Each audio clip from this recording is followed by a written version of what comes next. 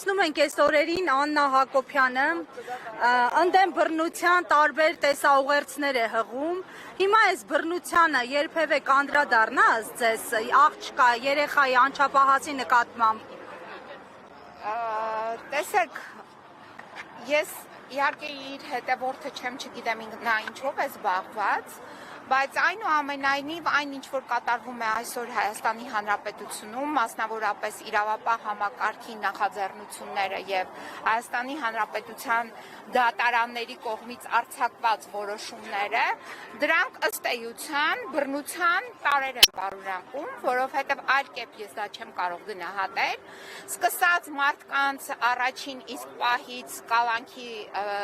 տակ վերցնելուց, երբ մենք տեսնում ենք, որ դրա կարիքը բացարձակապես չկա, բայց քաղաքացիների նկատմամբ գործադրում են բռնություն եւ տղամարդկանց նկատմամբ գործադրված բռնությունը նրանց կալանավորելուց դա ըստ էության տեղի է ունենում հենց ընտանիքներում, որովհետեւ տեսնում ենք, որ մուտք են գործում բնակարաններ, ընտանիքներ եւ հենց երեխաների կանանց առջեւ այդ բռնությունը գործադրվում է։ Սա հենց նույն այդ ընտանեկան բռնության, եթե մենք բացումներ անենք այդ ձևակերպումների մեջ, ապա բռնությունը ոչ միայն ֆիզիկապես է, այլ բռնությունը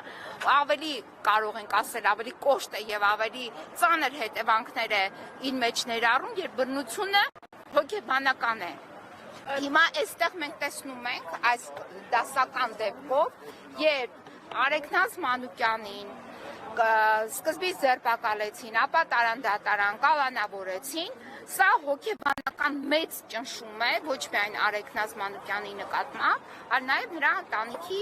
անդամների նկատմամբ, այսինքն ըստ էության սա ընտանեկան բռնության մի ձև է, որովհետև այլ կերպ ես չեմ կարող սա գնահատել, ինչպես որ օրինակ Արեգնաց Մանուկյանը ունի տարեց մայր,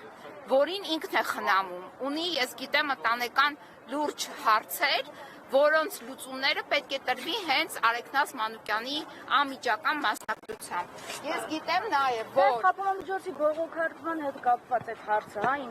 ինչ է արել Արեգնաց Մանուկյանը, որ չեն կարողանում ներել, նույնիսկ չեն տալիս իրավունքների տոկոսը։ Նայեք, հիմա տեսեք, այս խափամիջոցները այսպիսի կոշտ սահմանափակումներով ընդունելը հենց հոգեբանական ճնշման մի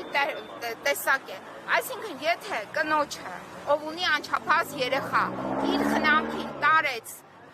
մարդիկ, դրանք իր ամուսնու ծնողներն են, ովքեր իր հետ են ապրում եւ նաեւ իր մայրը, որը իր խնամքի կարիք ունի, սա ուղղակի բռնության մի ձևեր են հենց կնոջ նկատմամբ, այսինքն եթե խոսում ենք բռնության մասին, եկեք խոսենք հենց բռնությունը, որը իրականացվում է պետական այսպես կոչենք չակերտավոր, լեգիտիմ իրավունքները բանեցնելու միջոցով, այսինքն հա, այո, պետությունը իրավունք ունի մարդուն ձերբակալի իշխանությունները եւ ներկայացնի դատարան, դատարանը որոշում կայացնի կալանավորելու, բայց դրանք պետք է լինեն բացառություններ, իսկ տվյալ պարագայում մեր մոտ բացառություն չի, օրինաչափություն է եւ այս կազմակերպությունը Եվրոպական միության այս գրասենյակը շատ լավ քաջատեղյակ է, որովհետև մարդու իրավունքների Եվրոպական դատարանում Հայաստանը զբաղեցնում է առաջին տեղերից մեկը նախնական կալանքների կիրառման հետ կապված։ Այսինքն մեր մոտ խափամամիջոց կալանավորումը ոչ թե բացառություն է, իսկ օրենք ասում է, որ պետք է լինի բացառություն։ Միջազգային նորմերը նույնպես ասում են, որ պետք է լինի բացառություն, բայց դա կիրառվում է որպես օրինաչափություն եւ մենք առաջի տեղում ենք, մեր համար հատուկ դիվիզիա կա, որ զբաղվում է նախնական կալանքներով, այսինքն Եվրոմիությունը դրա մասին շատ լավ գիտի։ Հիմա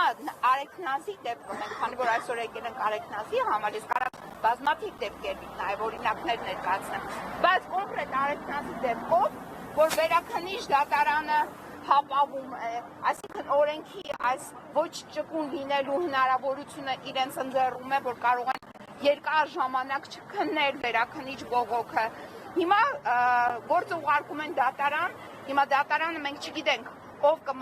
կլինի այդ դատավորը, ինքնաբացարկ կհայտնի, մինչև մյուս դատավորին հասնի, մինչև նորից քննվի խափամամիջոցի հարցը, ստացվում է այնպես, որ մարդը ամիսներ շարունակ կարող է գտնվել ըստ էության այս քաշքշուկի վարչական պատճառով եւ նաեւ այսպիսի կառույցների անտարբերության պատճառով գտնվի նախնական կալանքի տակ։ Գիտեք, ես նոր չեմ իրավապաշտպան գործունեությամբ զբաղվում։ Ես իմ մասնագիտական գործունեությունը սկսել եմ հենց իրավապաշտպանությունից։ Եվ այս իրավապաշտպան գործունեությունը ինձ ասում է, իմ փորձը, որ այսօրվա այս գործող իշխանությունների նկատմամբ ուղղակի կա հովանավորչություն այս ապօրինությունները իրականացնելու համար նման կառույցների կողմից։